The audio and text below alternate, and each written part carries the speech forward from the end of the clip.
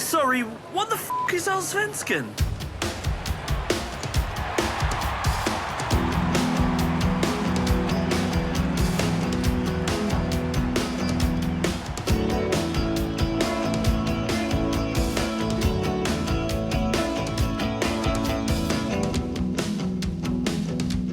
Hello, everybody, and welcome to another episode of What the Fuck is Allsvenskan? My name is Andy Woodfine, and joining me on this beautiful Tuesday is the man with 0% mountain biking skill, 0% fear of crashing, and 100% speed at all times. It's Neil Cook, everybody. Good day, everybody. Nice to be back. So, some context to that intro. Neil and I went for a mountain bike ride on Friday last week. Yeah. And I had the pleasure of cycling behind you, Neil, not because, that was my choice, but just because you seem to go extremely fast with no real direction in mind and no fear. I guess that's what years of being a Tottenham fan teaches you, to just be fearless, right? Well, I've kind of worked out that it doesn't matter what you believe, it probably won't happen. So just go for it anyway. So yeah, That's a pretty good life analogy. advice. Yeah. Pretty good. And also joining me today is a guy who once sat in a pizza restaurant in the south of France and sang, "Some people say I'm pretty fly for a white guy." It's Mike Woodfine, everyone. Oh. Yeah. Okay. Just a bit of context. I was 5. I was literally 5 years old. Yeah. And also for some context, you are pretty fly for a white guy, Mike. Give yourself some credit. Thank you, man. Honestly, I'll remember that like it was yesterday still. Yeah, Mike, you were a born star from the beginning. I just wanted the spotlight, Oh dear, what a start. So today's episode is going to be fun. For any of you that watch Allsvenskan, which hopefully you do, and that's why you're listening to this podcast, it was one hell of a week. And luckily, the games of the week that we chose encapsulated this week's action perfectly. They delivered. I was feeling myself saying, "What the fuck is Allsvenskan?" quite often this weekend. Literally, so, my thoughts. Great name for the podcast, Andy. But before we jump into this week's episode, this week's matches, there were some midweek games. And instead of, me and Mike doing an episode without Neil, which we don't like to do because we love Neil very much, we decided to squeeze in those two games into this episode. Now, Neil, you're going to be the judge for this challenge. I am. Well, the thing is, I feel quite good about it because, you two are quite capable of talking for a serious amount of time about football. So I actually thought what might be a little bit better is if I just seriously restrict your time and see if you're still good at talking about football. So I'm going to give you 30 seconds on each match. So I've given Andy the Djurgården-Häcken match. Yay. He's got 30 seconds on that. And Mike, you've got the Degerfors-Hammarby match that happened during the week. You've got 30 seconds on that. Good luck with that, by the way, Mike. Yeah, cheers. Yeah, but we'll get to why in a second. So, are you feeling ready for this, guys? You knew about the challenge, so yeah. First of all, I want to say Andy has a 1-0 when not much happened. Give it away. Okay. Oh yeah. Sorry. Yeah, I definitely got the long stick of the straw. Yeah, I mean, I'm as ready as I'll ever be. Like you say, Neil, I do love a talk, so this is going to be tough. Yeah. This is definitely more of a challenge for you than just reviewing a match. Right. So, all right, let's lead off with Andy's then. Okay, Good I'm ready. Go? Put me in, coach. All right, and go. So, a star is born in Lucas Bergwall. His dribbling and movement was a joy to watch. Honestly, what a player, and someone to really keep an eye on at only 17 years old. He had a few Instagram-worthy highlights already, and you have to keep an eye on him because he's going to be a baller. Djurgården nearly scored in the first 10 minutes of the game, and they came out looking like prime BK or Häcken. Schürrle nearly broke someone's leg with it, but only got a telling off. He didn't get a red card. That was early in the game. Oh shit, BK Bush were third game in 6 days, so they were heavy legs. Zederström made save of the season commentator, and then...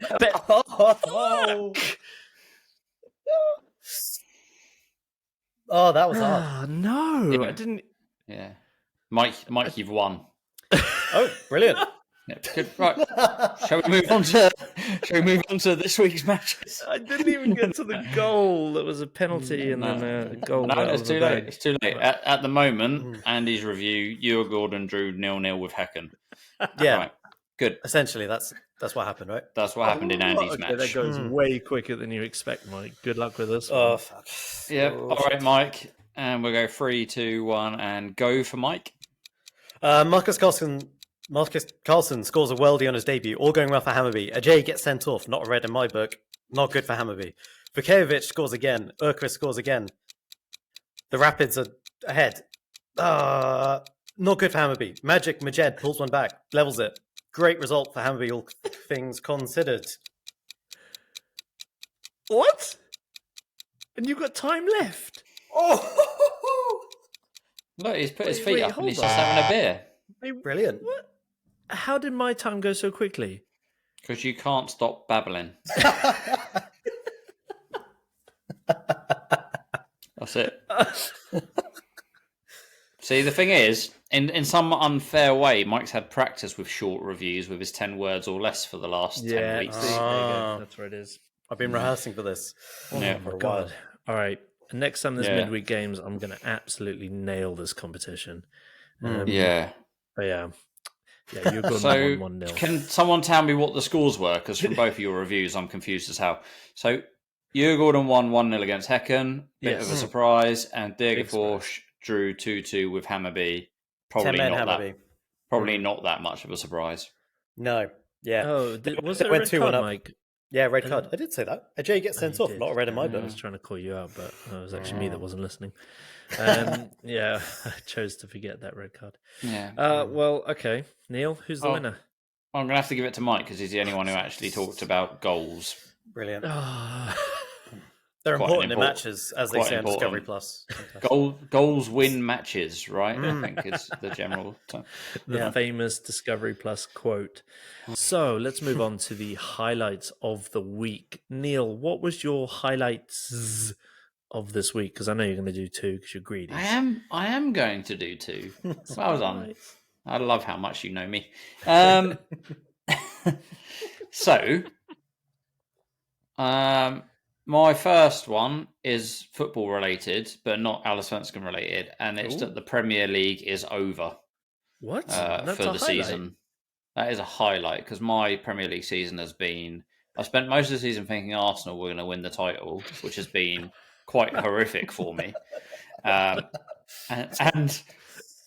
And as much as they didn't, I still spent about 34 weeks of my season worrying.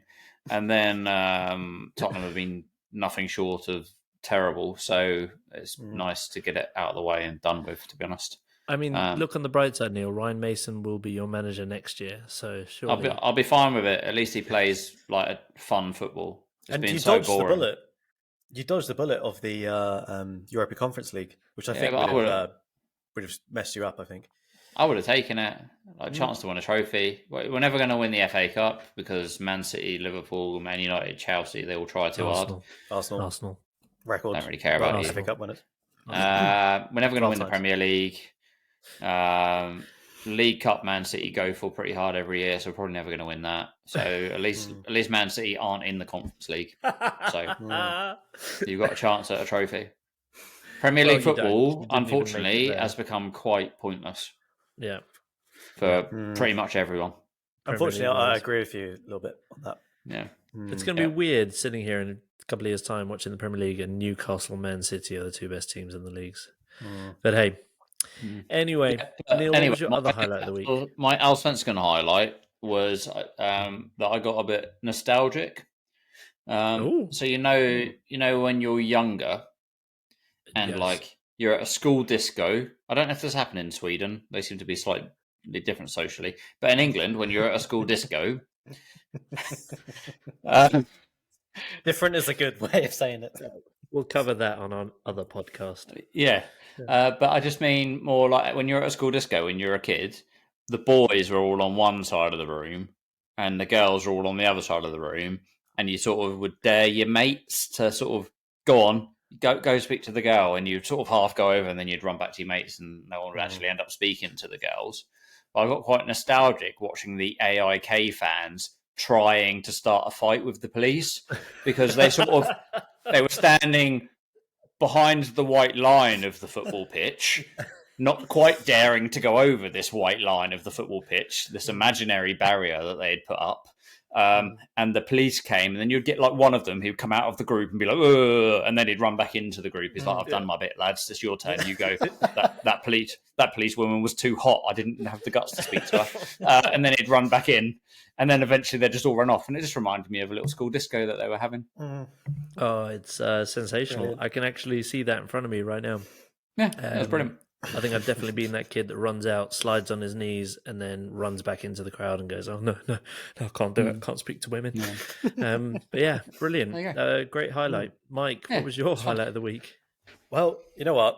I'm going to go for 2 because Neil always does. Yeah, I just thought this week maybe I'll go for on 2. this podcast. Yeah. I'm following Neil's lead on this.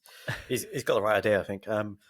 So my first highlight, my Allsvenskan highlight, is Lasse Nilsson living out the most humiliating 20 seconds of his life, which we did post this on our Insta this weekend. An error leading directly to goal. Terrible first touch. Then he tries to kick the post, misses, and runs into like the spare ball plinth, or whatever it is. It's a good word. Yeah, and then he absolutely stacks it. The last time this many things went wrong in such a short space of time was in 1986 at Reactor 4 in Chernobyl. Jesus Christ. You can't say that. Oh my god. Error. Like. Oh Jesus. Wow. Okay. Yeah. All right. Yeah. Okay. My other highlight. This is Moving swiftly on. yeah. Just this one is not football related, but a friend of mine asked me this week where we got the sample for our intro, because they wanted to use something similar, and I got to smugly answer, that I made that, and I was filled with pride, and You should be. Yeah. How did that make you feel, Mike? I felt so smug. I must have been horrible to be around. But to be fair, it sounds much more professional than we are. So well done, Mike. Cheers, mate. Good job. Nailed it. Oh dear. Well, okay, I don't know how I can possibly follow that, but my highlight of the week was man of the show, Neil Cook, messaging me during the Animal Park AIK game saying, "Oh, Edvardson's changed his boots," after we took the piss out of Edvardson last week, only for him to realise about 5 minutes later that Edvardson was on the subs bench and it was somebody completely different. Which pretty much sums up our Allsvenskan knowledge, really. So I thought that kind of encapsulated the show quite beautifully. To be fair, I knew the position Edvardson normally plays on the pitch. Assumed it was him. Thought, yeah, he's taken our hint about changing boots. Got really enthusiastic. Sent the message, and then went, bollocks. Well, the thing is, I think it must have been that Felanius kid who I have no idea what he looks like. And no, I don't even want to admit like one who of those it is. Pokemon that kind of just, Ditto or something that just looks like everything else. I don't want that's to. him. I don't want to admit who it is. Who because is it's embarrassing. Neil, come on. Sharing is caring. But the thing is, we've talked about him so much on the pod, and I was the one that brought him up in the first place. Oh, is it Raditinek? Yep. Oh. Yeah. Thought so. Well, that was diabolical, but that made me laugh. So thank you, Neil, for bringing some joy into my life, as you so often do. Speaking of joy being brought into my life, Animal Park AIK was a match for the ages. Well, joy is probably the total opposite word to use to describe the feeling around the AIK team and fan group at the moment. But we had a Stockholm derby on our hands, and I think everyone could feel the tension in the air. I spoke to some AIK fans before the game who alluded to the fact that there might be some sort of a protest if they fell behind or if it looked like they were going to lose. And surprise, surprise, there was. But before we jump into that madness, did anyone actually have any takeaways from the game itself and not just the chaos in the crowd? Yeah. So AIK lined up in a very unique, perhaps 3-2-2-2-1 formation. 3-2-2-2-1. Okay. Yeah. The Discovery Plus graphic had it in a rarely spotted 3-4-2-1. However, it seems like the players decided it was a 1-2-2-1-1-2-1-2. They were absolutely all over the place. Like for the first half and most of the second half, just looking at them, there was no organization, no clue. It was chaos football. I felt a little bit sorry for Nigel Farage up front because he was never going to get the ball in that game. No, we've got to stop calling him that. Poor fella. We can't keep calling him that.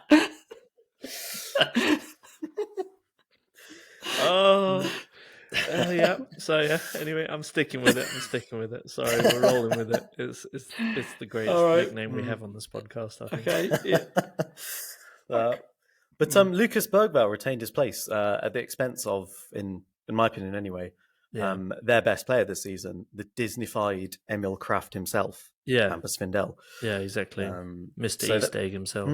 Yeah, exactly. So it was a big call putting the 17-year-old to start. It was a big call. Did you hear their reasoning behind it? No. They were like, it was to give everybody 2 games this week because they had like 3 games in a week or something. So he literally just said it was due to rotation, which is interesting because, I mean, I guess he was trying not to give Findell, like, dampen his spirits, but also, big up Bergvall, who was amazing against BK Bush. He was really good.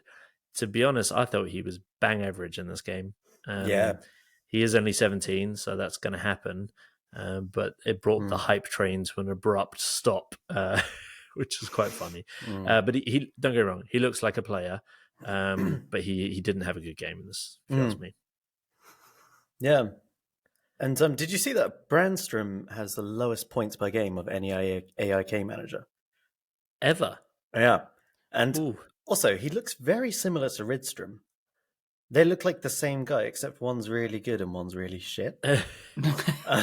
This is what I do on Football Manager. When I like add a new manager into the game and don't change the graphics, and then just kind of drive Man City and Newcastle into catastrophic debt and try and get them relegated before getting sacked. I mean, it's the best way to play the game. Finger or someone like that. I love it.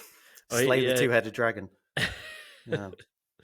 Brandstrom looked totally clueless in this game, as did his players. 15 minutes in, he cleared it off the line from Oliver Berg's shot, and it looked like it was going to be chaos since then.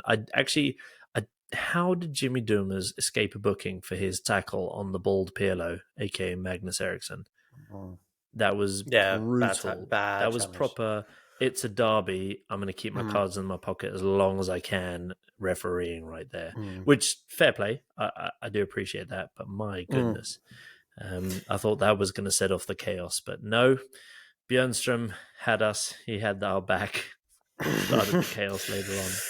Exactly. I was going to say, Andy, you just mentioned there Robin Teehee, and I want to say there's a new Michael Jackson name for you after Shimon last week, which you enjoyed a lot. Teehee, Robin Teehee, so enjoy that if you want. I like that. I'll try to emphasize Robin Teehee. And but Uruguayan, Uruguayan look like a proper team now. Actually, they a lot. I think has to do with their first choice goalkeeper coming back. Yes. Obviously, Tommy Vaiho headbutted somebody in his last game, like Zidane, obviously, his idol, probably. Jakob Vidal Zetterström is now back in the lineup. He got his debut for Sweden in January. Yeah. Looks quality. But he also looks a lot like an Ostermalm horse girl. Oh, my God. I was thinking exactly the same thing. Like, he looks like someone whose daddy has a stable.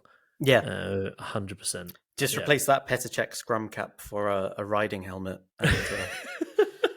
And, 100%. But no, he's definitely helped calm things down there. He's not as erratic as Tommy the Madman.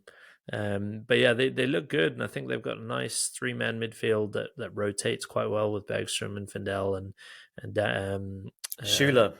Schuler, yeah. Actually, And Schuler kicked things off on this game. I think at the 79th minute, he made this incredible tackle.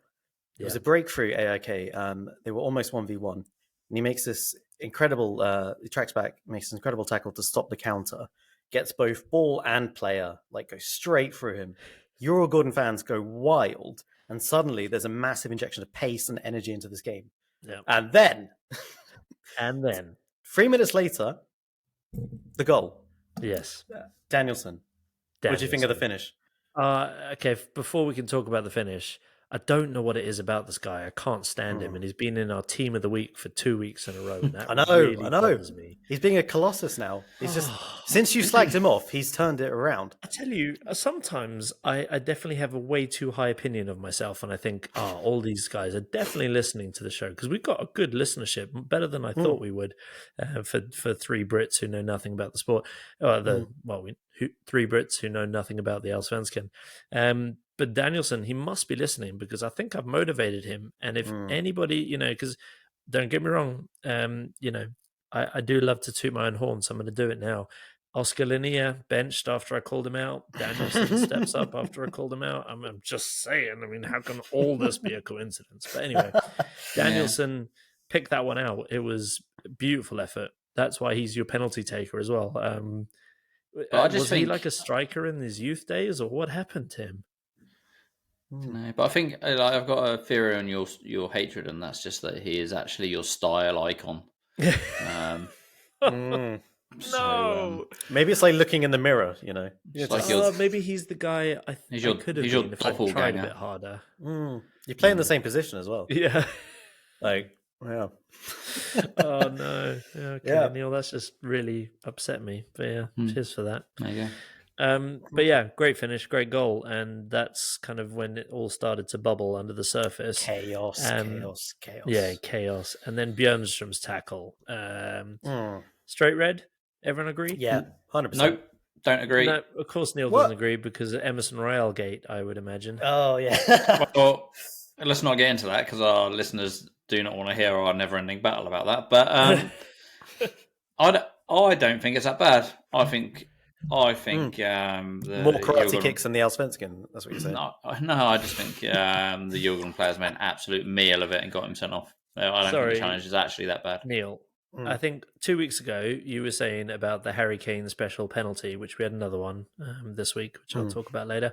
You were saying, no, but that's the rules say that it's a penalty.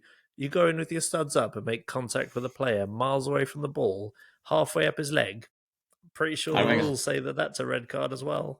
I don't know. I genuinely think like he's half pulled his foot out before he's made contact. I don't think there's much in it. I think it's a yellow. So I'm baiting you on this, but I do actually agree with you. I don't think it was as bad as it actually looked. I think no. I think Djurgården saw their chance to make the most out of the situation. Yeah, 100%. I think it's a bit of both there. I mean, he does do something completely stupid. Like, Bjornstrom had only been on the pitch about 15 minutes. He'd just been subbed on. And it's a stupid thing to do. And if you do that in a derby, in that atmosphere, you're obviously expecting the Uruguayan player to make the most of that. Right. And then Otiendo throws a punch at somebody as well. So I was just about to ask you about that. I've watched this bloody replay so many times. I can't see why he got sent off. I don't know. Did I just not watch the right replay? But why did he get you see his arm going back, and then a player moves in the way, and you can't quite see it. And then the next thing you see is the other guy falling over. So it looks like the arm is going, and then there's like a block from the camera, and you can't quite see it, and then the guy goes down. So I'm not really sure, but if you saw the ref, he's staring directly at that, trying to hold on to Bjornstrom, who's kicking off at the same time. So the ref was trying to keep control of that situation. Do you know what that reminded me of? That whole scene reminded me of playground football, year 7s versus year 8s in England, where we weren't allowed to have actual footballs on the playground. So we played with tennis balls in our like school uniform and slip-on black loafers, which was a skill nobody could quite master. Someone puts in a big tackle. the year 7 start pushing the year 8s, a teacher comes in and holds one of them down, and everyone starts throwing little windmills, and then it all quietens down pretty quickly after that. It was 100% playground football rules on that little instance. I think, to be fair, he could have sent off half the team if he's going to send off on Ariano. Otieno. Oh, thank you, Otieno. There was a T in there, apparently. If he's going to send him off, he could send off half the team. But the referee was obviously a little on tenterhooks. I don't think you can blame him, obviously, for this. What happened after that? But if he doesn't give 2 red cards to AIK, there maybe it's a bit calmer. It's right at the end of the game. Is it really the right thing to do in the context of the match? I don't know, but he became center of the stage, and it all went to shit after that. Yeah, I mean, I don't think. I hear what you're saying, but I don't think as a referee you can call a match on the basis of what a crowd might do. No, I agree. I think you should call it as it is on the pitch. Yeah, but I think totally he made agree. the wrong But decision. I think the energy in the stadium affected his decisions, is what I would say. I think he's possibly. I think he has called it on the energy in the stadiums rather than calling it on the game, is what I mean. Okay. Yeah, that's what you're saying. Because if that match, like, let's say that's Varberg boys against Diego Foch with 300 people in the crowd and no one says anything, that's not a red. It's not 2 reds, that's for sure. I think that the energy in the crowd definitely persuaded his decision, but that's my uneducated guess from the sidelines. I feel sorry for refs, just on a side note. Massive respect for referees, and although you couldn't tell that from my playing days, that's for sure. But yeah, or your comments on this podcast a few weeks ago, on the podcast, or any of my previous behaviours, in fact. So I guess I'm full of shit. Yep. Yeah, I mean, if I've ever met anyone on a football pitch that has 0 respect for referees, it's you, mate. I've played football. You bloody hate them, and most of the time they've done nothing wrong. But to be fair, I played this weekend and we had an amazing referee. It's a Division 7 game. Every referee is amazing when you win 4-1. Well, well, I mean, when you get all the decisions. The win did help, but he was really good, really good. Sure. Get him in the Allsvenskan. See, Neil, I have a point here, yes. which I think you might agree with. So this game, when it all falls apart at this moment in time, does this remind you of playing FIFA against anybody?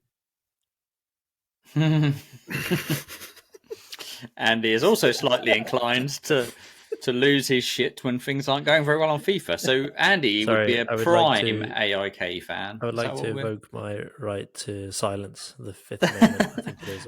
How many times has Andy rage quitted when you've been next to him on the sofa, Mike? I reckon I'm up to double figures. Countless flares in the living room. Like... He's taking his sofa apart and taking out the metal bars. Could you relate to the AIK fans in that moment? Funnily enough, no, because when you're in a rage, you're not yourself. So I was watching this thinking, oh dear, what a bunch of twats. But at the same time, I mean, I've probably been there myself, so it's very, very easy to sit on the sidelines and judge. Obviously, these guys are extremely passionate about their club, as most supporters are. It's a big part of their lives. I think people who don't understand football culture do forget how important this is to people. And it seems silly from the sidelines. Like my wife has no idea why I get so passionate about football matches on the TV. But I don't know. It just wakes up something inside you, and that is the beauty of the game. I think it's an emotional game, and it's a game that brings people together. This time it brought people together for maybe the wrong reasons, because it brought people together under a big black curtain, which they rolled out through the crowd, and then they all got changed under there into little black outfits. Honestly, it was like the Men in Black, just without all the cool gadgets and stuff. They rolled it out. Half the crowd got changed, covered all their faces, and then they went, right, this is happening. So obviously this was premeditated. This was 100% planned. Yeah, choreographed. It's like they were expecting to lose and expecting to have a protest and a kickoff. The thing that I really didn't like about this, there are many, but throwing flares into the seating area of a stadium where there's families, women, children, old people who are just there to actually enjoy a football game, that is not on for me. It's the same thing with the AZ Alkmaar fans and West Ham the other week, where they stormed the family section of the West Ham game. Ridiculous. And Knowlesy, the big fucking West Ham guy, started just laying out haymakers. See, the police should bring him in for moments like this. They should have had him. He would have Knowlesy on standby. Crowd out. Knowlesy, stop the whole, like, he's just there laying another one out. Like, I don't know. I feel like you've been a bit kind to the AIK fans there, mate. I feel like you've let them off easy. Like you've referred to them, to the men in black. I refer to them as fucking teenagers having a fucking pajama party. Everyone's there going, well, what are we going to wear today, boys and girls? Oh, let's wear black. Ooh. And they just turn up and they all put on the same clothes and they all sit there and just it's like a sleepover. They got changed under a blanket together. Just a bunch of immature pricks. Now, I'm sure some of them can throw a punch and whoop-de-fucking-do for them. But what a bunch of idiots who go on and think that, all right, let's go on, storm a football pitch, throw flares all over the place, fucking set fire to stadiums, enrage violence against police officers who are there doing their job. What an absolute bunch of idiots. Sorry, not having it. Anyone who thinks that going to football actually means getting ready to have a fight with someone else needs to just go and do one. Absolute idiots, every one of them. Sorry, mate. No, I'm with you, and I'm not condoning it in any way, shape, or form. I think it was ridiculous. There are so many other ways to stage a protest. Just don't turn up. Don't buy the tickets. Don't go to the game. Hit them where it hurts. It's way more effective. And you're not punishing anyone. You're actually saving money. So there are so many better ways. I've been to an AIK game at the end of the season where they haven't done very well, and those fans are fickle as hell sometimes when the season isn't going their own way. There'll be 13,000 people in that stadium. Half of them won't chant anymore. And it's like, so just like if you're that sort of fan, just don't go in the first place. Like, because the football doesn't mean enough to them. They're pretending it does, but it doesn't. They're all pissed or coked up. They don't actually care about the football. They just want to start a fight. Just stay at home. Go and fight your mate in the pub. Exactly. No, it was mad. There was a funny moment on that. I saw a video on YouTube of like the top section. Also, they all had orange masks on in the top section, so it almost seemed like two different protests. And they started trying to go over like around the bend, and there was like 5 Djurgården fans there with their tops off, just like egging them on, and 3 policemen with batons, and then about 2,000 people couldn't make it over to them. So it was weird. It was a lot of like all bark and no bite. There was a lot of intent. Nothing actually really happened. Do you know what I mean? Yeah. It's like that school disco comparison. Exactly. Yeah, they would run in with their hands up, and then they'd run back, and then they go in, and then they go back. Like, what are you doing? But did you see the video when they'd all actually run back into the stand, and then there was this like one policeman that had a baton, and he just kept jumping over the fence and swinging at someone and then jumping down. There was no danger to the policeman at this point. He just wanted to lump someone. Do you reckon he was a Djurgården fan? Well, I don't know. He certainly wasn't an AIK fan. No, but it was a proper job's worth, because that's bullshit as well. Do you know what I mean? Like, football fans, there was no danger to him at that point, so I don't know what he was up to. And there's a clear video of it. And one of his police colleagues pulling him back. It's very strange. Yeah. He's just as bad as them, to be honest. Yeah, I completely agree. 100%. And I've been at football matches where the police have been over the top, power tripping, also whipping out the batons for no reason. I do tell you one thing though: if this had happened in France, there would have been limbs left on the pitch and bits of broken AIK fans littered all across the park. Because I lived not fuck about. Yeah, I lived next to the Den in South London for a year, Millwall's ground, and I can tell you when things go wrong there, you're getting bins through your windows, and all sorts of just stupid stuff like that. And, No, it was mad, and it was a shame because it didn't really mar a good football match, but it marred what should have been a good football match. It should have been a match where AIK step up like they did against Hammarby, put a big team performance together, get the fans back on side. The players were half-assed, the tactics were terrible, the fans weren't happy, it was just a disaster. And this might be one of the lowest points in AIK's recent history, at least. They're an absolute dumpster fire of a club at right the now. moment, yeah.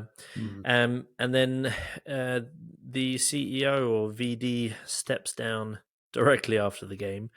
I saw a lovely meme of him, a picture of his face sort of looking at a burning building and smiling, just like walking away, because that's pretty much what he's done. He's set the place on fire and gone, oh, I'll take my severance package, which is probably pretty good. And Sam Allardyce destroying exit jobs. Right, exactly. Yeah. Well, Frank Lampard destroying exit jobs, Jesus. So it was interesting, and I really would like to know if you are an AIK fan, do get in touch with us, slide into our DMs, tell us how wrong we are, and also tell us what your club is supposed to do now, because from the outside looking in, it looks like a smart thing to let the director of football actually work with the manager, bring in players this summer, and actually try and build something so the second half of the season isn't a total dumpster fire like the first half. Or do you guys want to just clear house and start again? But please message us and let us know, because I'd be interested to hear the opinions of the fans. Any other comments on this game before we move on to an actual football match? Let's go. Let's move on. No, let's move on to some actual football. Let's not give these idiots any more airtime. That's how I feel about it. So Elfsborg Malmö was also one of the games we had as a game of the week, a double-header game of the week. And this one was actually a fantastic football match. Probably less talking points, but fantastic football match. I sum this up in my head as this is what happens when an unstoppable force meets an immovable object. And the question, or the answer to that question is very hard, but we've got our answer. The immovable object wins. Elfsborg defended with their lives, and Malmö's high-powered attack could not break them down. What did you guys think of this match? I think it was a great counter-attacking performance. It's quite nice to see a team that has about 30% of the possession, and also Discovery Plus put on a graphic that they only were making 50% of their passes 20 minutes in. Yeah. They can still win against this team. Tiki-taka isn't the only way to go. There is another way of playing football, and this is old school football. This is Jose Mourinho ball right here. Yeah, this is Roy Hodgson's imprint on Swedish football. Kick the balls to the corners, get the wingers, cross it in, you might score. That's basically what they were doing. And luckily, they have a really solid backline. They have two brilliant wingers and a really selfless striker. Yeah. And I think the selfless striker goes under the radar because, honestly, every week I see Good Johnson play, I'm more of a fan of his build-up. He did pick up a knock in this game, which is going to be interesting to see how they deal with that. But Elfsborg did come into this game on a 7-game win streak. yeah, But I guess the biggest news before this game kicked off is the real ginger from Sweden has been sold to Eintracht Frankfurt. Go Larsson. Hugo Larsson. Wow, Mike. Headline. Huge go Larsson. I mean, it's a Swedish record.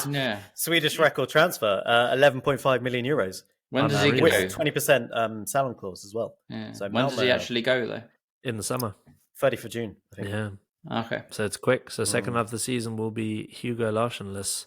Do you think this rocked the boat before the match? Because this was announced, I think it was 2 hours before the game started. Yeah, it's difficult because you also had the Chris Jansen thing as well. He went to hospital due to irregular heartbeats and feeling dizzy in training, which is scary shit. Something that's happened to me actually in a football game as well. That was fun.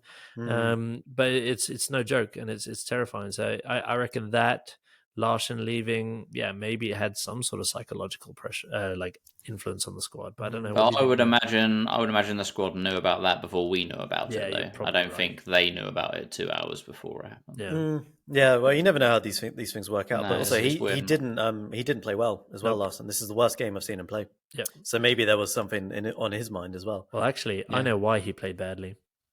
Yeah. So you last put him in your fantasy team.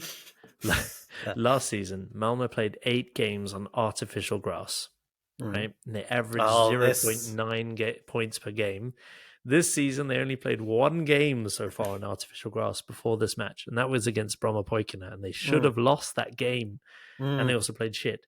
So that was their last minute winner, wasn't it? right, exactly. Yeah, So yeah. apparently Malmo just not good on artificial grass. Who would have known that? So Hugo Larsson, he'll be fine in the Bundesliga. All beautiful grassy pitches there. But yeah, maybe this obsession with artificial grass actually has some science behind it. I don't know.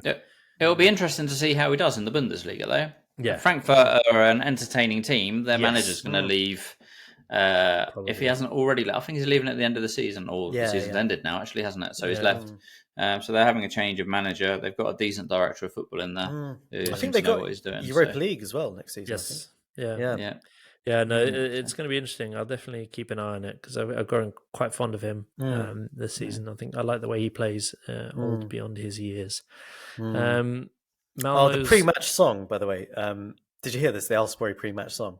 Yeah, I love it. Oh, it was so good. The atmosphere was rocking. Honestly, buzzing. Absolutely love it. It's the closest one to Hammarby for me. I know Malmö fans and Gothenburg fans might not agree, but I think it is really good. But the atmosphere there is so nice. It's like the perfect size for an Allsvenskan stadium as well. It's not too big that they're empty seats, and it's not too small that they look tin pot. Right. It's exactly the right size for that type of club, and the atmosphere there was just buzzing. It was brilliant. Yeah, there were 13,000 people in attendance, and I think that, as you say, that's kind of like if you're not in Stockholm, that's got to be the high end of the bar, which is pretty good, and the acoustics are pretty good because you can definitely hear it. Yeah. Did you hear Rydström at halftime? His interview. No. They asked him, how's it going? Because I think at that point they were 1-0 down, and he goes, "I saw jävla skit." Which is for non-Swedish speaking listeners, he just basically said, "Oh, it's fucking shit." Yeah. And imagine that in the Premiership, or imagine Gareth Southgate doing that after we get beaten by Hungary in the European qualifier or something like that. Oh, Gareth, how's it going out there? It's fucking shit. There were some cracking Discovery Plus interviews this week. I'll cover some of them later on in the games, but I think also the irony of Malmö's tifo was quite fantastic. Did you see that? We crush everything that comes in our way. Well, they couldn't crush the elf's fort, could they? That stood strong. They couldn't get into the castle. They could not fell in the moat. And oh, the irony. But Elfsborg actually have the highest XG, and they actually exceed their XG from set pieces in the Allsvenskan. So it wasn't a surprise that they did score. Yeah. I think they did score against the run of play, though. I know the errors were ridiculous, and it was 2-0 in the first half with only 28% possession for Elfsborg, which is quite spectacular. But Lasse Nielsen, he made an error for, was it the first or second goal? And then the third goal. Second and third. And then, as you say, your highlight tried to take his frustration out on the post and miss it. But he provided an Instagram reel for us. So cheers, Lasse. Appreciate it. Cheers for that. The Elfsborg captain, in his pre-match interview, said, in his post-match interview, I thought it was quite hilarious. Larsson, is it? Yeah, Larsson. He said, you're not super excited when Malmö sub on Ali with 20 minutes to go. So that's another person who's surely listening to the podcast. But you know what? Again, he locked him down. I don't think so. I know that we're going to have to disagree on this. Vecchia and Ali absolutely ripped them to shreds down the left there. No, I think Johan Larsson was actually really good against Ali, considering the state of play in that match. I mean, he was beaten a few times, but he got quite a lot of tackles in. I think there was one moment in the box where he made 2 tackles within a couple of seconds. And Largo Bielka was also a beast as well. He was everything. But they were just throwing their bodies on the line. Neil, you're gonna have to be the decision maker here. He definitely had a few good runs at the defence. But again, with Ali, I think his decision making when he actually gets into those positions is questionable. There was once where he should have put the ball across the box and he's taken a shot from a weird angle. Yeah. And I know he's capable of the extraordinary, but it's extraordinary because it doesn't actually happen that often. So he shouldn't be trying these things all of the time. So I think that's the one downside to him. But I mean, Elfsborg managed to keep the clean sheet in the end. It doesn't really matter how good he was, does it? Right. This is true. This is true. I thought Vecchia had a great game as well, but it's ironic because we were doing our team of the week this week, and we were like, oh, there's only 2 Elfsborg players in it. Maybe that they just beat Malmö, who are like the runaway leaders. We should change that. But they didn't have that many outstanding players, but they played, as Captain Larsen said, as a well-oiled machine. And like you say, Mike, they have some outlets. And Kasim, we actually put him in just before I put free Elfsborg, because 19-year-old playing in sort of attacking midfield position, he was really good. Fearless. Starting counter-attacks, fearless, good. He was putting tackles in. Yeah. There's some really exciting young players coming through in the Allsvenskan, which I think is the beauty of this level of football, is that you can actually just chuck these players in. And I think it's quite lucky for us, because we're in a situation now where we've got Hugo Larsson leaving. We've got Ondrejka, he's also leaving, right? And we've also got Sigurdsson leaving, all in this summer. And that is 3 very big names that we already know that are going. So we don't know if there's others leaving. So there is definitely a bonus that there's some younger quality coming through. Otherwise, it was going to be a tough second half of the season. You are spot on. I was looking at that this weekend and thinking, is there going to be Allsvenskan to watch next year? After the summer? Because surely BK Häcken are going to lose Benny Traore, Larsen. Ajax are interested in Benny Traore now. Oh, that'd be a great move for him, because he looked unreal again. But yeah, it is scary, and let's see how that affects the rest of the league. Maybe Bromma Poikina will actually win the league. Who knows? Who knows? Right. Any more comments? Yeah, before we move on, I just want to apologise to all of those Kiesa Tallinn fans, because I feel like it's my fault because I've put him in my fantasy team. Mate, but honestly, has he scored since you said you were going to be a Malmö fan? I don't think so. He scored a hat-trick against Hammarby, didn't he? Yeah. And then he hasn't scored for the last 5 games. Yeah. So there were 5 games. 5 games he hasn't scored. That top goal scorer looks like it's going straight to Traore, doesn't it? Yeah, well, I don't think if he stays. the second half. Yeah. Right, exactly. Rajovic, maybe. Yeah, exactly. No, interesting. Yeah, Smooches McGee has not been firing. He's been good link-up play, but not finding the back of the net. Anyway, this game finished 3-0. Elfsborg are now top of the league after last week when we called this a 2-horse race and that they weren't really in it. Of course, they are top of the league now because we are not experts on the Allsvenskan. Surprise! Neil, you also had another shout that could potentially be a game of the week. Bromma Poikina against John McEnroe FC. How did that turn out, and did it meet your expectations? The game was all right. Yeah, I mean, both teams tried to play football in a good way. So that's why I give because I didn't really know who. I genuinely didn't know where Sirius were from. Yeah, I still don't. Before the match. Uppsala.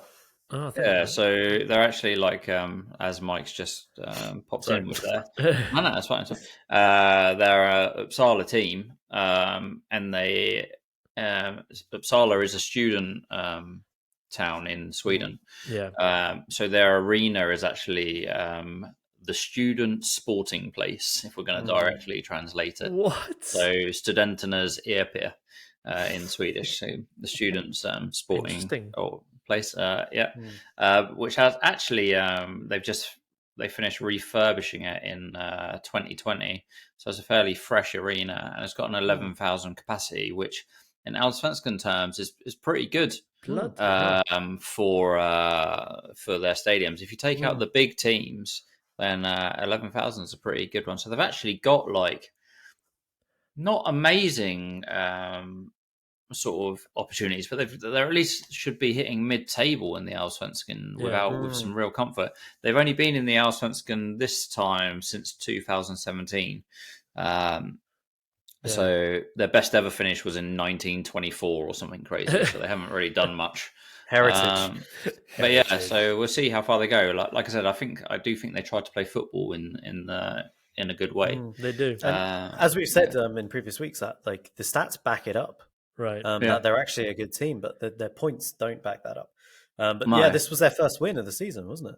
Exactly. Yeah. So BP actually, I feel they started off the game and actually dominated a little bit. I feel like BP have, in Malmö, they have a manager that is quite clear in his vision on how they want to play football. And I feel like BP doesn't seem to matter who they play against. They're always trying to do it. And one thing that stuck out. Sorry to interrupt, but surely Mellberg is the shout for next AIK manager. I mean, Possibly. He used to play for them, right? So he is, and he was part of that team that won the league with barely conceding any goals. So it's got to be coming soon, surely, if not next season, after he's shown that he's actually a very good manager. Yeah, possibly. They play good football as well. Yeah, it's good. It's entertaining. But they started off well. Waker is still one of my favourite players in the Allsvenskan to watch. Wakey. His switch of play from one side of the pitch to the other is quite phenomenal. The trajectory of the ball that he gets when he switches play is really clean. Very few players can strike the ball in the way that he does. It's and cool he seems to watch. almost positionless. He pops up in every part of the pitch. Yeah, and obviously that's a tactic of theirs, which maybe that's why he sticks out more now, because maybe he's been given that freedom more now than he's had before. I'm unsure. I haven't seen him play before, but I think would it's because he imagine that's changed his name. From what was it, Söderström or something before? Yeah, I don't know why he did that. So can someone please fill us in? I suppose we could Google it, but you could Google it. Yeah. But he changed his name. Maybe he just wanted a cool nickname on our show, like Wakey Wakey. Wakey. There you go. Oh yeah, Jamie Roche also in this game's got a new nickname as well. Do you see that? The team of the week, Ferrero Rocher. Oh, see, that's quite good. Anyway, back to the match. Because he's classy as well. Anyway, as much as BP were playing the better football and so on and so forth, their first goal was actually a quick breakaway, and it was Pettersson that got on the end of it. And Pettersson, I gave him a lot of shit after watching BP for the first time. Yeah, I think I used the analysis like, what was it, too slow, too not strong enough, and anyway, I was quite derogatory about him anyway. But he scored quite a few. I still don't think he's a good footballer. He is. Give the guy his credit. He's exactly like that Norlin for Gothenburg as well. Yeah. They're both the same sort of player. They just run as fast as they can, but they're not even going that fast. And they just charge into situations, sky the ball all the time. But sometimes it does go well. Exactly. They're always in the right place. Yeah. Norlin got a goal this weekend as well, didn't he? So yeah. But anyway, but then there was quite a quick response from Sirius. And obviously, with BP trying to play good football, they plan out from the back to do so, and they've got caught playing out from the back. So it goes back to 1-1, unfortunately. I think BP scored 23 minutes, and then Sirius, they scored on the 27th minute, which was a bit unfortunate. It's a name I can't pronounce, I'm afraid. Silicify? Yeah, Silicify, the online solicitors that's the one. He wasn't soliciting, he's a solicitor. No. That's what we... Find the best solicitor for you on Solicify. Yeah. Accident at work. Solicify. Anyway, Jesus. So Christian Mattiasson, he is the Sirius manager, can take a bit of credit for the winning goal for Sirius. He brought on Matthews, and not that much longer after that did he come on the pitch. He's drifted behind his defender and tapped in from across. Although it's some pretty terrible marking, the defender's checked his shoulder about 1 second before he's drifting behind him. I don't really understand how he's let him slip. But yeah. So I have one question from this game, Neil. I saw that Richie Omawara started, and he was, Mike, I don't know if you remember, he was like a fan favourite. All the young fans of Palmer Poikina were like, Richie! They were loving him. He's only 19, so I guess he's come through their youth team. How did he play as the striker? But I didn't notice him. That's not a good sign. I don't. It doesn't mean maybe I've just missed it, but I didn't think much about him during the game at all, to be honest with you. No, they've credited him with the assist, but he definitely shouldn't be credited with the assist because his shot has been blocked and fallen at his feet. But so he's got some fantasy points for nothing there. Yeah, maybe he'll come good. Maybe he just needs to be in the team more often. But I don't know. Mattiasson, he made a point after the match that a serious man marked Holm, and he felt like that was the reason that they stopped BP playing football. He said that he was their key to everything, and he was far too good, basically. So that's what Mathiasen is saying. It seems like an interesting manager, by the way. Have a look at that interview. He's a different sort of character. So there's a huge amount of man marking in the Allsvenskan. I don't get it. Like, has this always been here, or is this a new phenomenon? Like, I think honestly, it's an effective tactic when your players are quite limited. I believe, like sort of that. We talked about this. I think on Samuel with Gustafsson, the Park Ji-sung sort of analogy of just stop that player playing. If everything's going through him, just try and stop him playing. Yeah, it's true. But I think it's a bit like this. Most of the Allsvenskan teams much of a muchness for their players, and they'll often have one or two players that stick out a little bit. And if you can, like you say, if you can stop those one or two players playing, then you're onto a good thing, aren't you? You're going to keep that score down in any case. But yeah, so that was a game 2-1 to Sirius. Nice. A shame for Brompoikina because I was quite enjoying them coming up the table. But hopefully they can bounce back away to Norrköping next week. Yeah, interesting. Well, I had the pleasure of watching the mighty Dandruff Village play against the even mightier Halmstad, newly promoted Halmstad, not at home, so surely they lost. Spoiler alert, they didn't. They won 2-0, and Mjällby's struggles continue. I think, Mike, they just can't live with the pressure of your expectations. I think that's what it is. I think that's it. I think I've actually hurt them more than I was trying to help them. So exactly. Well, there was a beautiful moment early on when Prime Minister Andreas Johansson of Halmstad, the legend of Halmstad, ran smack into his own teammate and set Fenger completely free. Luckily, Fenger decided to take a dive instead of actually attempting to score, and there was much of a muchness. And he's done that a few times this season, He Fenger. has. He's got a perch. I don't. Keep your unconvincing eyes on Fenger. dives as well. Very unconvincing. Very unconvincing. Melby had the most chances, but never really looked like scoring, to be honest. And it was Derby County and Blackburn legend Marcus Olsen, the other Olsen brother. He put in a beautiful ball for Kasper Karlsson to put away for Wait, didn't for he Halmstad's retire? first goal.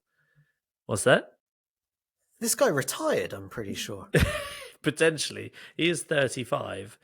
So maybe this is his version of going to play Korpen when you stop playing football. Yeah. Get bodied! Oh, sorry, that was brutal. Yeah. Actually, I've just found his career now. Yeah. Right, so he left Helsingborg in 2020 on a free transfer and started this season in 2022 for Halmstad. Well, last year. Came back 2 years out after retiring. Wow. There you go. See? Maybe there's hope for us yet, guys. Maybe there's hope for us yet. Neil's shaking his head because he's played football with both of us. So, yeah. And then Halmstad got a penalty at the end with a Harry Kane special. aka kick the ball away from the goalkeeper and run into him and fall over. As Neil said last week, it's definitely a penalty, but it's mind-blowingly annoying to watch that happen because the ball was out of play before he'd hit the ground. So what can you do? Allsvenskan's Jamie Vardy stepped up and piled more misery on Dandruff Village. And Granath. Was that? Granath. He looks like he's carved out of marble. Have you seen his face? Mike, you missed the sitter there. He's carved out of granite. Granite, of course. Oh, come on. Yeah. Victor Granite. There you go. A new name. But Mjällby look utterly hopeless, and I think only Petter Forsberg can save them now because they are struggling. I won't spend too much more time on this game because it doesn't deserve it. So let's move on to Kalmar Norrköping at my second favourite ground in the Allsvenskan, the Golden Chicken Arena. Mike, how did this one play out? Yeah, it was lovely to get the Golden Chicken. The best news coming into this game, the big news coming into this game, was that Arnar Sigurdsson, once labelled by Andy as the best player in Allsvenskan, is set to leave Norrköping this summer. Now, I've got a question for you, Andy. I've got a question. Sorry, I'm just so sad. I want to watch good players play. Sorry. Anyway. Yeah. R.I.P. But yeah, so I've got a question for you, Andy. Will the streets forget Arnar Sigurdsson? Absolutely not. No, The you streets don't will think? never forget Arne Sigurdsson, and they will never forget Michu, and they will never forget Demba Ba and Papa Cisse. No, Arne Sigurdsson. Wow, I said nay. Oh my God, what is Oh. going on? Nay. No, they will not No. forget the Icelandic magician. Where's he going? Does anyone know? Well, Back to it his looks club. like Oh, yeah, looks he like was he's going to go back alone, to wasn't his Russian club, Uh-huh. but How's that going to work out? I don't. The FIFA rules are suspended now, so he can go back to playing Russia. Ah. But what is more likely is he will move straight Yeah. away. They will sell him straight away. I don't think he wants to go back and No. play in a dictatorship. No, I don't think many yeah. people are super keen on, going and playing No. Russia at the moment. No, like some players like playing into dictatorships, like Cristiano Ronaldo, who's absolutely loving it there. But I don't think he would want to go and play in Russia. So I mean, you could see a League club or a Serie A club going for him. Bundesliga. Because Is he good enough? Is he good enough? I don't know. He definitely is. I think he had some experience in Serie A 2 years ago with Venezia. Could have been. Yeah, that tells me he's not good enough. I think a mid to lower table team from Serie A, Bundesliga, Liga, and that's a good level for him because you can see he's also one of these players that I think he needs better players around him to really shine because he looks a bit frustrated now. Yeah. I think this is maybe playing into his decision not to continue alone.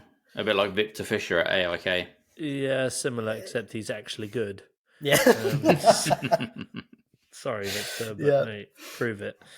Anyway, so I'm not going to spend too much time on this. It was a mid-table clash, like upper mid-table clash. You could think of this as maybe sort of the Tottenham versus Aston Villa sort of level. Europa Conference League battle. Yeah. But Norrköping, sorry, Neil. the Tottenham in this situation, they were 1-0 up for most of the second half, and then surrendered all 3 points late on from goals from Rejovic, who scored yet again, and Hummert. Both teams are now on 17 points. So yeah. Sorry, so two things from this game. Number one, Friedrich, who we've lauded as the best goalie in Allsvenskan only because we know that he won that award last year. And he's good with his feet. And he's good with his feet, yeah. His error for that goal, he's not going to want to see that again. He's done his best Oscar Lanier impression there. I don't think it's his first error season either.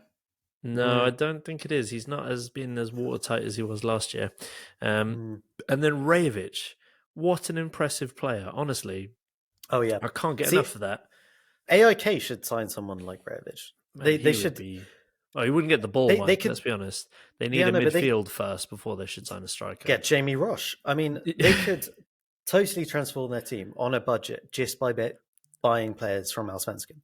Yeah, I mean, if they wanted to, there are players from all these clubs that have like really small budgets. Like if you think of EK Sirius, they've got a really really small budget. If you put in like a kind of like a mid offer for Jamie Roche, they're probably going to have to accept it. Because it will be good for the club and they need the finances. Same with Kalmar. I mean, if they put in an offer for Rajovic, they can get a striker who's going to guarantee you goals. I mean, he's a proper throwback. And he won't cost John Guidetti wages or right, exactly. Dermas wages. But Kalmar came away with the win, right? Yeah, indeed. I guess that was. I mean, it wasn't a massive surprise. As was BK Bush beating Gothenburg again. Not a massive surprise. Destroying Gothenburg. Destroying them. Yeah, I mean it could have been a lot worse. So I mean, how many fans do you think the BK Bush Stadium holds? It's about 7,000 maybe. Neil? Oof.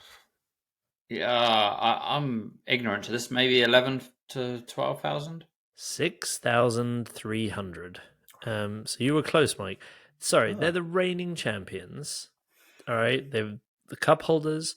They're going to be in Europe next year, and they're going to have 6,300 fans at their games. That's mad. This was sold out, although I think the actual attendance was 6,100 because 200 people couldn't be bothered to turn up.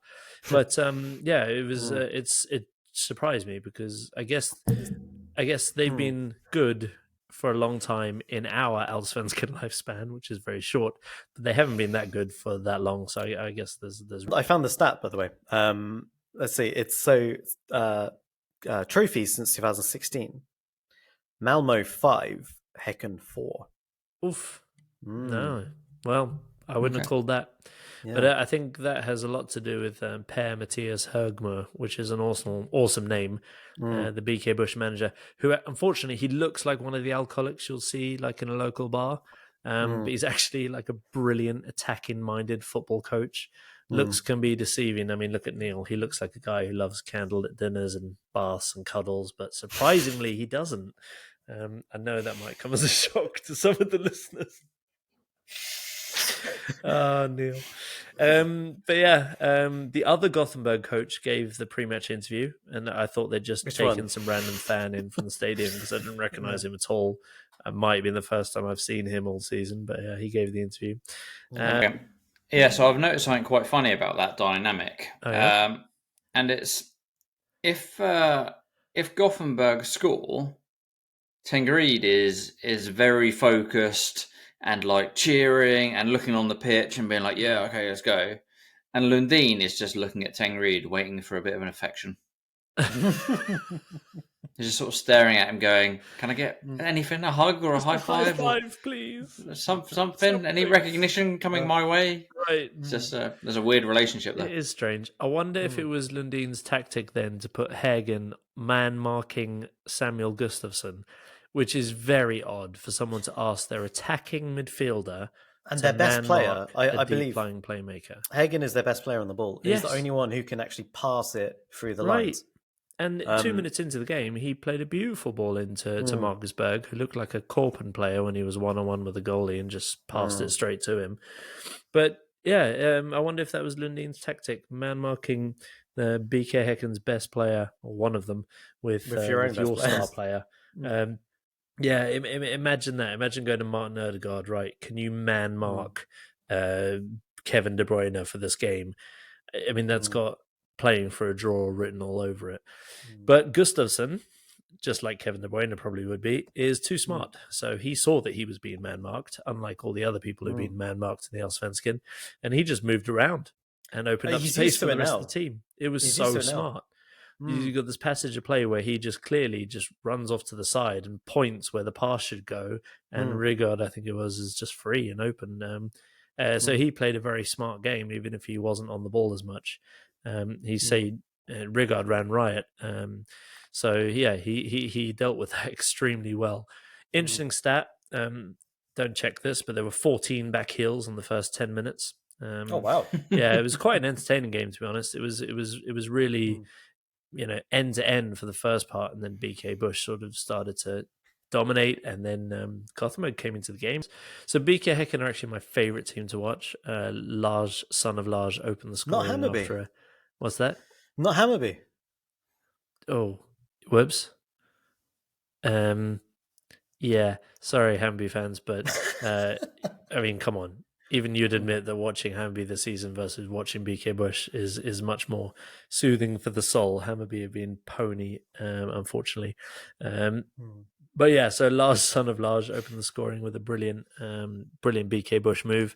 And then Norlén and his beautiful little headband brought one back for Gothenburg. Berg actually got the assist with a chest pass, so maybe he's actually just not good with his feet, better with his chest, who knows. But my favourite thing about the first half was there was a halftime interview with a difference. They brought in Samuel Gustafsson and asked him, how do you feel about the game? And his reply was, it was okay. The first 30 minutes were good. The last 15, I don't know what the fuck we were doing. And then he went on to call his team lazy, bad on the ball, and just plain bad. So he did not hold back. But in a strange way, you kind of felt like that was good leadership because of the way he was delivering the message. So he seems like he's an honest leader who just says what he thinks. They got a lot better in the second half, so maybe his words in the dressing room had some effect as well. It wouldn't surprise me if he threw some pizza around in that changing room because he was not happy.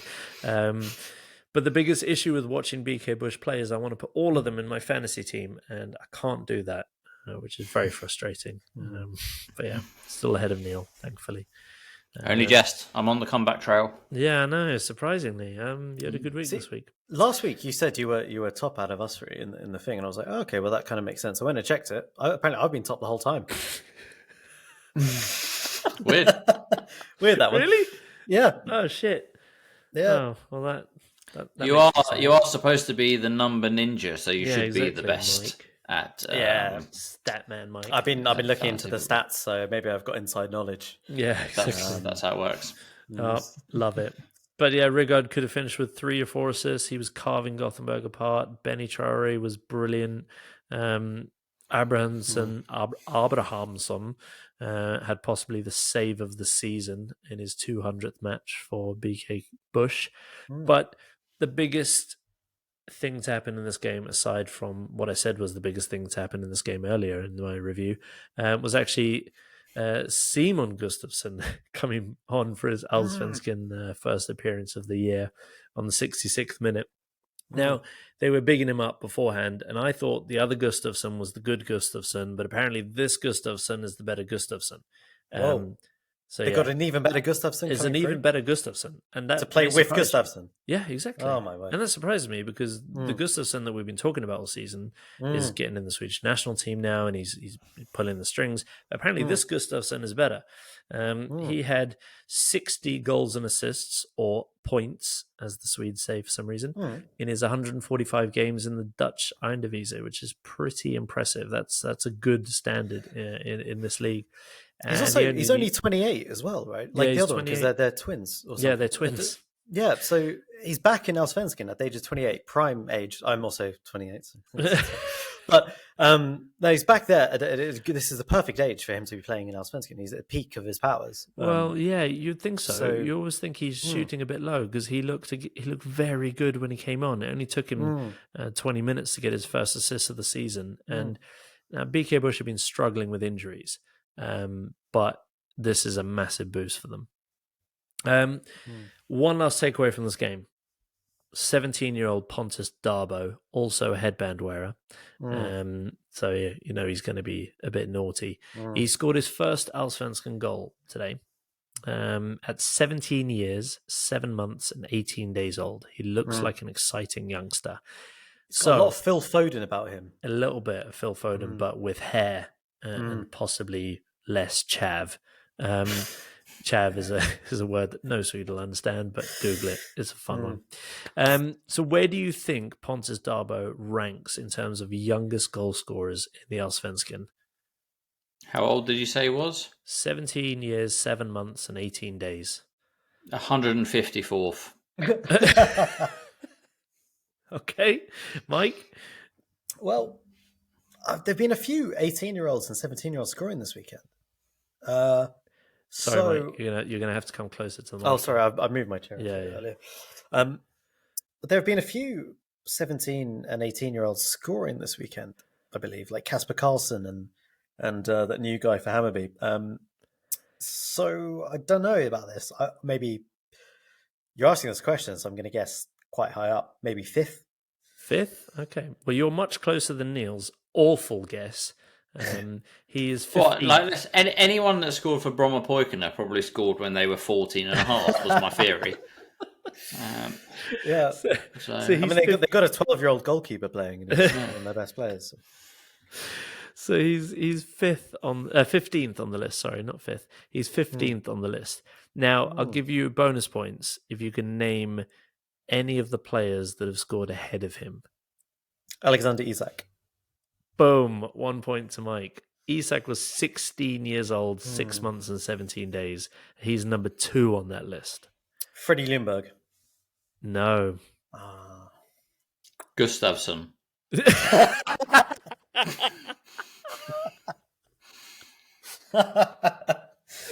Oh god, I might have to actually check that just because there's so many fucking Gustafssons. He's gonna be right. He's gonna be right. Oh my god, number 5 is Gustav Nielsen, so you're not far. Oh, you got my hopes up then. That's who I meant. Henrik Larsson. No. Marcus Allback. No, you're just going through all the Swedish players. Johan Alamander. Willot Swedberg, the Hammarby Wunder kid from last year. Oh, the guy who's sat on the bench for a year. What about Big Ibra? Is he on the list? No. Oh. No. Yeah, he went to Ajax early. So yeah, crazy. Oh, Well, yeah. he's not on the top 20 list. He could be a little bit later. I didn't scroll that far down, if I'm honest. No, But yeah, fair so enough. anyway, Pontus Darbo looks exciting and is another one coming through the ranks at BK Bush, along with 20-year-old Benny Traore and 18-year-old Sonko. Like they've got some good young players coming through. Yes, anyway, so to wrap up that game, BK Bush ran away with a 4-1 win. It could have been a lot worse. Gothenburg put up a decent fight in the first half, but withered away under the pressure in the second half. And BK Bush are just hella fun to watch. So if you do fancy watching some football this summer when the Premier League is off, tune into a BK Bush game and enjoy it because they play great football. Yeah, there's always goals in their matches. Always goals. And they can't keep a clean sheet. I think they only have one this season, and they score 3 or 4 goals every game at least. So it's exciting. Yeah. That's good. Right, moving on to a game that I didn't expect goals from. Hammarby against Värnamo. Mike, how did this one go? 2-0 Värnamo, away from home. I mean, Hammarby started this game really well. Nalic was put through 1v1 in the first 10 minutes. And somehow, I mean, he had no business being offside, but he was offside. It was absolutely lazy, sloppy play. I mean, he would have scored. It's the basics, really. Yeah. And then it was 0-0 at half time. Hammarby get booed off by the home fans, and then straight after the break, some lovely work from Johansson to play in Engvall, and it's 1-0 to Värnamo. Yeah. And then Värnamo defend really well, whilst Hammarby dominate the ball with not really much idea of what they're going to do with it. They had 17 shots, 5 on target, and then Värnamo hit them on the counter. Overlap from Lohikangas, this guy. Yeah, awesome name. Drills the ball into the bottom corner. Now, I had no idea who this guy was before this match. I don't think I'd ever registered him. No. But he was absolutely brilliant. 3 out of 3 tackles won, 2 headed clearances, 6 interceptions, 9 recoveries, 4 out of 4 duels won, and he scored. Jesus. It's a sensational performance. And the biggest honour is that he made it into the What the Fuck is Allsvenskan team of the week at left back. Right? Yeah. Exactly. Yeah. I mean, there were a lot of shouts like Wakey Waker was there, shout for left back, but this guy was absolutely stormed it. I know you're giving him credit for the way he played, but that goal should never have gone in, should it? That was he hit it hard, but it was bad goalkeeping at the same time. That was awful. Dovin's not having a good season. He's not, is he? No, he's not. That was really bad. Not. That was a and bad also, mistake for me. With this game, obviously I watched this game as well. But Kurtulus for the second goal, ball watching. Yeah. Penis for the first goal, ball watching. It's just basic defending. Either cover the runner or get stuck in and try and block the pass or shot. Don't just stand there, mate. That's the worst place you can be as a centre-back. Yeah, exactly. But yeah, great win for Värnamo. Puts even more pressure on the Tinkerman, Marty Cifuentes. And Värnamo are now level with Hammarby, having played a game less. Oof. Ouch. Yeah, not good. Speaking of not good, the boys against Doe Rapids, Neil. How did this one go? Before you jump into this, I still want to say Doe Rapids were at home, and this is still my favourite ground in the Allsvenskan, just due to the hot dog stand and the rich man's deck. So this is the first time I've watched the home game at Degerfors. Did you buy a McDonald's, or did you find yourself wanting a McDonald's during this game? Mate, their kit. I think if I was going to put an early... do you know what? If I was going to put an early award out for worst kit, it'd be one of these two teams. Yeah. Because the Degerfors one is just messy with the sponsorship, and the Varbergs one is green and black striped. It's just like the AIK pitch. Like the AIK pitch. It's just really... really nasty, unfortunately. But yeah, I don't know. So they were obviously Degerfors were at home. I looked up what Varberg's home arena was called the other day. Do either of you two know this? That's really bizarre. So if I'm to directly translate it, it's called Eastern Mountain Valley. What? So it's that sounds like a Mario Kart track. Yes, it does, doesn't it? Oh my god, it does. Before we get onto Rainbow Road, we're going to do Eastern Mountain Valley. Anyway, that's it. Yeah, that's pretty cool. Yeah. Anyway, but yeah, before the game, Degerfors had let in 26 goals in 9 games, and Varberg had let in 19 in 9. So obviously the word got around to everyone. So a grand total of 2,600 people turned up to watch this goal fest. Yeah. I mean, so hold on, with those attendance numbers, do they count everybody that's getting a hot dog? Because I think those people are in for free. I swear, there's no way those people in the hot dog stand in the bottom corner have tickets to that game. I don't know whether the people who are having a wedding at the other end of the pitch buy a ticket either. But people aren't going to know what we're talking about if they haven't seen a Degerfors match. But I promise you, as soon as you see one, you go, yeah, that's what he means. Have a look at the Degerfors home ground. It's special. I mean, there's been a Luton Town have been trending on every social media site in the world because they're in the Prem, and you have to go through someone's house to get into their stadium. This one is equally as weird. They're in the top division of Swedish football, so have a look. Yeah, although they don't have a bouncy castle, so they don't. This is true. Bromma still has the win on that. Yeah, I've got to say, like watching a few of these games where the arena is particularly small and the attendance is smaller is a bit like watching football during COVID. It's ouch. Yeah, I know exactly what you mean, but that's some harsh feedback. It makes it a tough watch, and like if I walk past the football pitch at amateur level, I will stop and watch it. Yeah. So, but if I am struggling to watch some of these games due to like the atmospheres. Like you can literally on the TV, you hear like 3 or 4 people just repeatedly shouting "Degerfors." Yeah. Like, and it's like, oh yeah, it's weird. It's weird to get used to. Basically, I'd be fine if I was in the stadium watching it, but watching it on TV feels bizarre in some ways. Like I say, like a little bit like the COVID times trying to watch a football match. You're watching it, but you can't quite get into it in the same way. Yeah. The match didn't help, mind you. So there was an own goal on the 11th minute to give Varberg the lead. Sorry, but what the actual fuck was the defender doing for that own goal? What happened? Yeah, so it's Korach. I don't know what he's thinking. Is he trying to head it back to his keeper? But basically, he's just nutted it into the top corner. It's a great finish. If he was a forward, people would be like, "That is superb." But he is absolutely. I don't know. He's done his own keeper. He's done himself. He looks like a mug. Yeah. But at least it gave me something to talk about. Anyway, it gets to half time, and Andreas Holmberg, I don't know if is he the head trainer for Degerfors? It also looks like they've got some sort of weird double trainer sort of set up there. But Andreas Holmberg comes out and he says, "We don't want to play football. We're just going around hiding." I sort of thought, are they having a bit of a game of hide and seek because they were so fucking bored of this football match? But there you go. But it turned out to be a bit more like peekaboo because they actually turned up in the second half. Played a bit more football, got a bit more aggressive. And, a bit more aggressive. Well, we'll get to that. They get a goal back. Buzeline, I think is how you pronounce it. He scored in the 63rd minute, a tap in from very close range.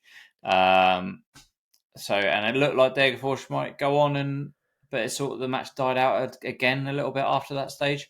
But then, just to add a bit of spice to it, there was a sending off in the 92nd minute for probably the biggest non-headbutt I've ever seen. This really grinds my gears. But there are headbutts every week now. It feels but this wasn't a headbutt. But it's like one of those weird like stag things, like. I'm not even sure. I would understand that, but I'm not even sure he did that. I think he literally just walked.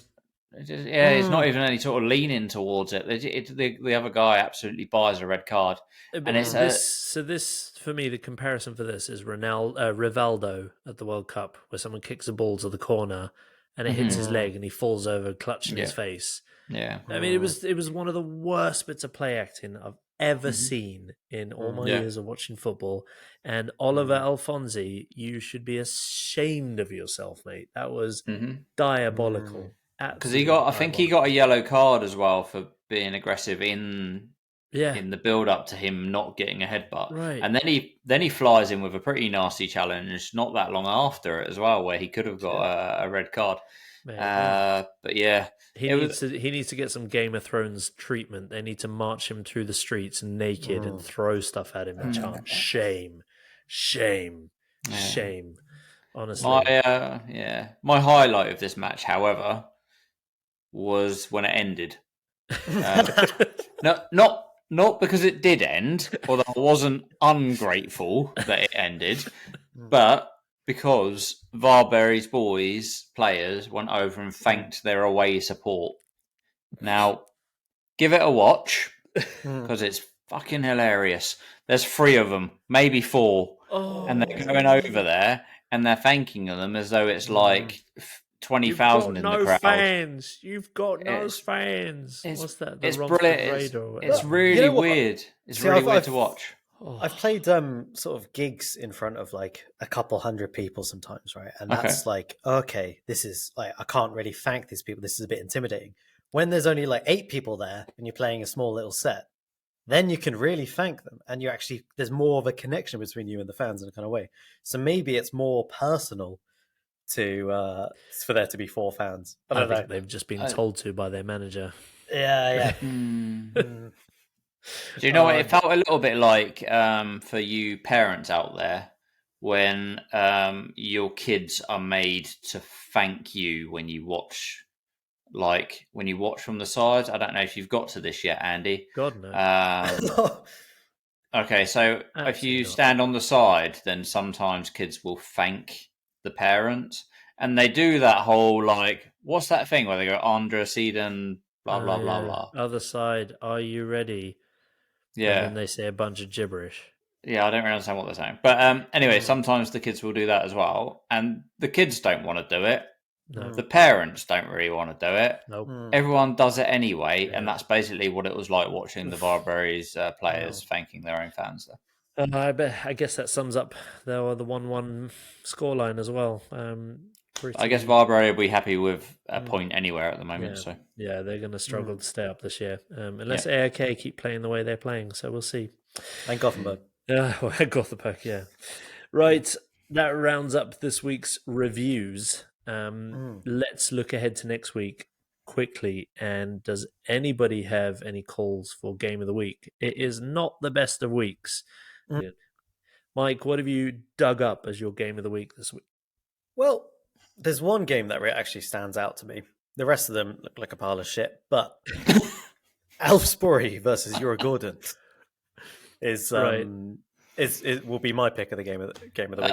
That's a good match because Djurgården, like you said earlier, look good at the moment, and Elfsborg are flying. What is it? 8 wins on the trot for them. Yeah, so 8 wins on the trot, and they can blow teams away. But Djurgården are solid defensively. Maybe this is the week that Danielson meets his match. Ooh. Please tell me Good Johnson's back to bully that bald man. All right, Neil, what's yours? I think the AIK Kalmar match is of interest because of what is going on at AIK at the moment. Well, like in other countries, their fans might have got a stadium ban for what they did. I don't think that's going to happen. No. But let's see what happens if they go a goal behind at home to Kalmar. It'll be interesting to see. At the Friends Arena. We're going to do this joke to death, but it's not going to be friendly, is it? But it's not. It's on topic. Well, I'll allow it.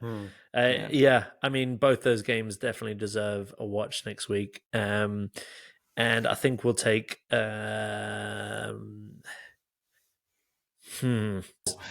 both those games seem like interesting storylines behind them, but I'm going to follow the football and let's take Malmö. Not Malmö. I'm just so used to saying Malmö. Let's take Elfsborg Djurgården as our game of the week because that will be a football match. The other one will be a theatre performance, which should also be interesting. But that wraps it up. Before we say goodbye to you, Mike, do you have any random stats you want to share with us this week? Yeah, so my stat of the week is 20 points separates first and last place in Allsvenskan, 11 games in, which is 4 points less than the difference between Arsenal and Tottenham at the end of the season. That's a great stat. Great stat. And totally relevant to what we're talking about. Hey, Neil. See, I See, I knew I missed a meeting this week, and I thought, oh, this is something they've decided to go along with. And I didn't quite realise that it was just going to be a dick move, and that's what it was. So I'll be prepared next week. I'll be very prepared with stats next week. Stats don't lie. And on that note, it's goodbye from me, everybody. It's goodbye from me. And it's fuck off from me.